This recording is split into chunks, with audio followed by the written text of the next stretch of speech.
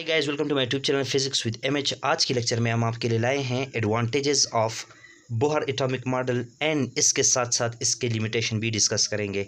तो आज का लेक्चर बड़ा ही ज़बरदस्त होने वाला है, इसको देखिए आखिर तक।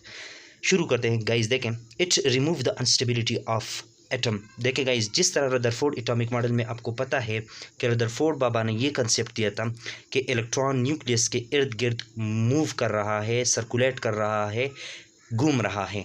ठीक है, उसने ये बात कहनी थी, उसकी मॉडल पर क्वेश्चन उठने शुरू हो गए कि इलेक्ट्रॉन के ऊपर तो चार्ज है और क्लासिकल इलेक्ट्रोमैग्नेटिक थ्योरी के मुताबिक अगर कोई चार्ज पार्टिकल एक्सेलरेट कर रहा है, जबकि इलेक्ट्रॉन जब रिवॉल्व कर रहा है तो वो एक्सेलरेट भी होगा, और accelerated charge particle energy emit करता है, और जब एनर्जी एमिट करेगा तो वो न्यूक्लियस के करीब होता जाएगा, यानी कि उसकी एनर्जी कम होती जाएगी और आखिरकार वो न्यूक्लियस में गिरकर डिस्ट्रॉय हो जाएगा, एटम का स्ट्रक्चर डिस्ट्रॉय हो जाएगा।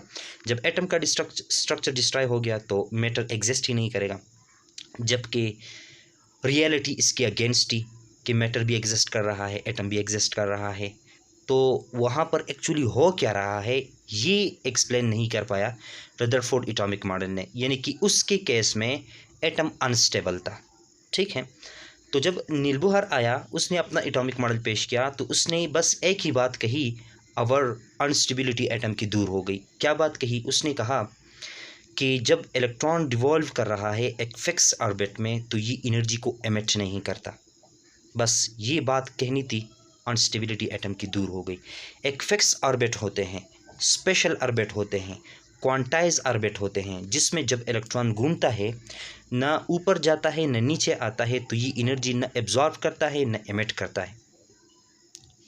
हाँ, अगर एनर्जी एब्जॉर्व करेगा तो अपनी एनर्जी लेवल से हाइयर एनर्जी लेवल पे जंप करेगा, और जब एनर्जी एमिट करेगा तो उस वक्त करेगा जब ये हाइयर एनर्जी लेवल से लोअर एनर्जी लेवल में जंप करेगा, तो उस वक्त ये एनर्जी एमिट करेगा, वरना रिवॉल्विंग के केस में ये एनर्जी एमिट नहीं करता। ये वो स्पेशल ऑर्बिट है, क्वांटाइज ऑर्बिट है। फर्स्ट एडवांटेज इसका ये था। The second advantage of Bohr atomic model वो ये है, it utilize the concept of quantum theory and Einstein photon theory.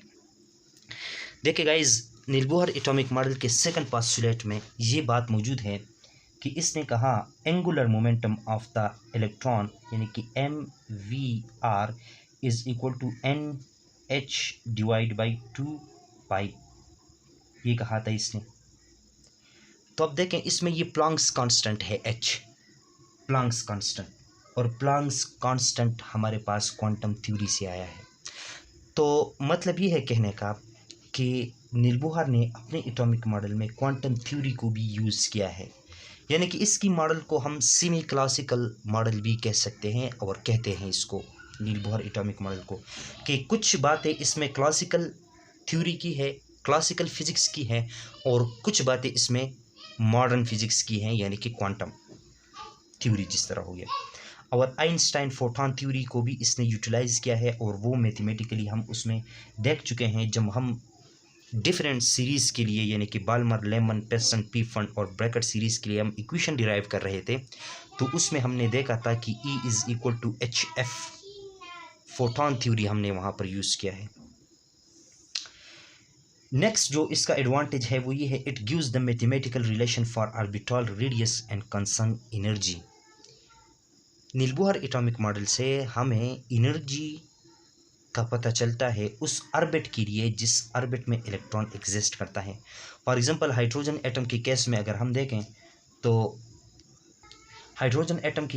हम देखें तो ये रहा न्यूक्लियस, और ये ऑर्बिट्स रहे। अब इस ऑर्बिट से यहाँ तक रेडियस कितना है ये हमें मैथमेटिकली इसका रिलेशन दे दिया नील बोहर एटॉमिक मॉडल ने। यहाँ तक कितना है ये भी नील बोहर एटॉमिक मॉडल ने दे दिया, और हमें कहा था कि अगर आपने nth ऑर्बिट का रेडियस मालूम करना है तो आपने ये फार्मूला यूज़ करना होगा R0, और R0 यहाँ पर मेरे ख्याल से हमारे पास आया था 0.53 एंगस्ट्रॉम आया था, अगर आपको याद है तो। ठीक है गाइज, तो एक तो ये इसने दिया था, एक एनर्जी के लिए इसने मैथमेटिकली रिलेशन दिया था, और वो ये था कि energy for quantize nth orbit is equal to E not divide by n square minus sign के साथ, ठीक है गाइज। और यहाँ पर ई नॉट क्या था गाइज, ई नॉट था 13.6 इलेक्ट्रॉन वोल्ट था ये। तो गरज ये कहने का मतलब ये है कि नील बोहर एटॉमिक मॉडल से हमें मैथमेटिकली रिलेशन का पता चलता है डिफरेंट ऑर्बिट का, और उसकी कंसर्न जो एनर्जी होती है उसका भी हमें पता चलता है। ये एक एडवांटेज है इसका। नेक्स्ट जो एडवांटेज है वो ये है guys, by Bohr atomic model we see the clear image of various series that is Lyman, Balmer, Paschen, Brackett and Pfund. Mathematically इस बात को हम देख चुके हैं कि इसी नील बोहर एटॉमिक मॉडल को यूज़ करके लेमन सीरीज़ के लिए वेवलेंथ का एक रेंज आता है, वो हमने देख लिया। इस तरह बेल्मर के लिए, पेस्टन, ब्रैकेट, पीफन के लिए, इन सब के लिए वेवलेंथ का एक रेंज है, वो हमारे पास यहाँ से इम्प्रूव हो सकता है, उसको हम वेरीफाई कर सकते हैं यहाँ से। तो इन सीरीज़ का एक मैथमेटिकली वेरिफिकेशन भी हमें बोहर एटॉमिक मॉडल से पता चलता है। ये थी गाइज इसके एडवांटेजेस।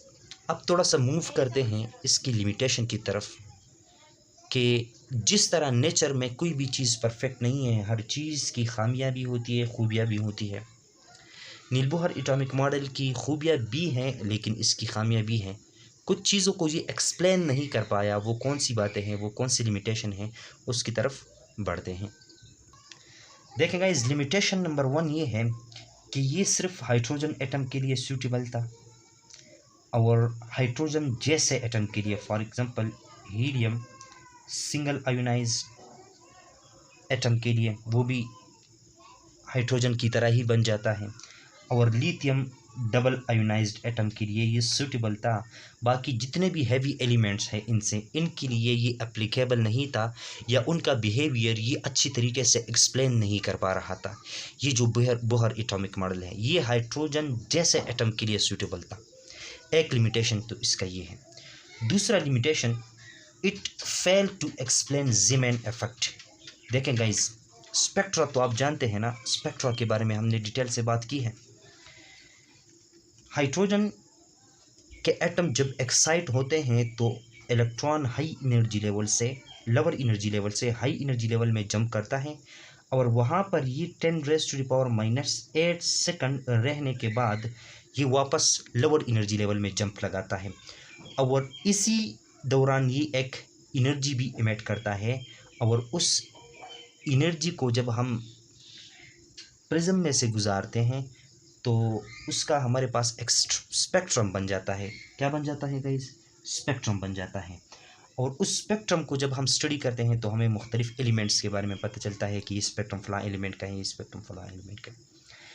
जब हाइड्रोजन के स्पेक्ट्रम को देखा गया डिटेक्टर के ज़रिए, तो फॉर एग्जांपल आप कंसीडर करें यहाँ पर हमें एक वेवलेंथ मिल रही थी, या एक लाइन मिल रहा था, एक फ्रीक्वेंसी मिल रही थी, ठीक है, पार्टिकुलर केस में।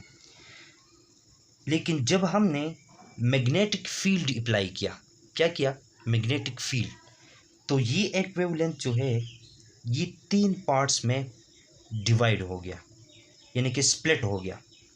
अब मैग्नेटिक फील्ड के अप्लाई करने से इस स्पेक्ट्रम लाइन का स्प्लिट होना ज़ीमान इफेक्ट कहलाता है, और इस ज़ीमान इफेक्ट को नील बोहर एटॉमिक मॉडल ने एक्सप्लेन नहीं किया, नहीं कर सका।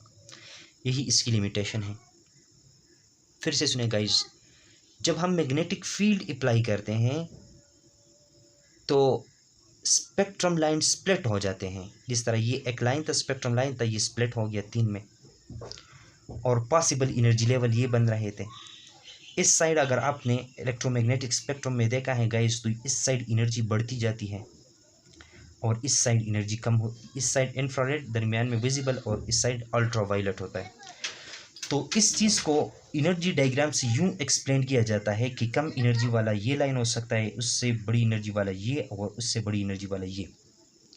कहने का मतलब ये है कि जब हम मैग्नेटिक फील्ड अप्लाई करते हैं और स्पेक्ट्रम को देखते हैं तो वो स्पेक्ट्रल लाइन स्प्लिट हुए होते हैं।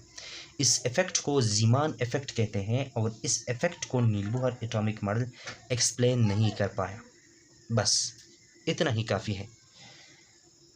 नेक्स्ट जो लिमिटेशन है वो ये है गाइज, जिसको हम स्टार्क इफेक्ट कहते हैं। क्या कहते हैं गाइज? स्टार्क इफेक्ट कहते हैं। ये स्टार्क इफेक्ट ये है गाइज कि एनर्जी लेवल का स्प्लिट होना। क्या है गाइज? एनर्जी लेवल का स्प्लिट होना इन the presence of electric field, in the presence of electric field. इस इफेक्ट को भी नहीं एक्सप्लेन कर पाया कौन? नील बोहर एटॉमिक मॉडल। ये भी इसकी है एक लिमिटेशन। देखिए गाइज, यहाँ पर इसको मैंने एक्सप्लेन भी किया है। ये आप देख सकते हैं गाइज, ये एक ऐसा एनर्जी लेवल है जिसकी कंसर्न एनर्जी -0.22 इलेक्ट्रॉन वोल्ट है।